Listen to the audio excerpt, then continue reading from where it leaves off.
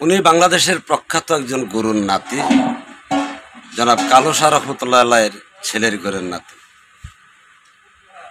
তো দাদাভাইকে সামনে নিয়ে আজকে একটা জটিল প্রশ্নবোধক আলোচনা ভারতবর্ষের যে কোনো পীরগুরুদের জন্য। পীরগুরুদের অনুসারে নির্দ্বিধায় মানেন গুরুই খোদা। এখন কথা হলো, খোদা তো কোনো খোদার ইবাদত বন্দেগী করেন না, কারণ খোদা পৃথিবীর কোনো কিছুর মধ্যে মুখাপেক্ষী নন। পৃথিবীর সমস্ত কিছুই খোদার মুখাপেক্ষী। এখন আপনার গুরু যদি খোদা হন, ওই খোদা আবার কোন খোদার ইবাদত করেন? তাহলে কি আপনি ভুল জানতেছেন, আর ওই গুরুকে আপনাকে ভুল শিক্ষা দিচ্ছেন?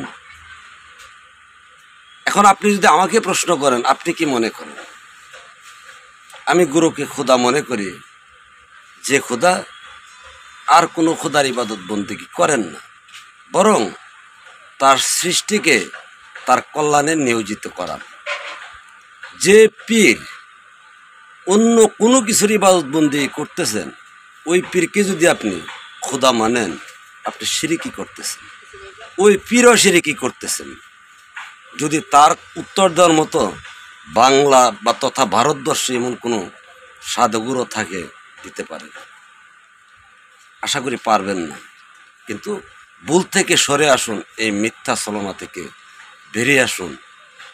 এই মানব জাতিটাকে, বাঙালি জাতিটাকে মহান রবের সান্নিধ্যে থাকার বিধান থাকলে দেন, না থাকলে নিজেই মিথ্যা থেকে বেরিয়ে আসুন।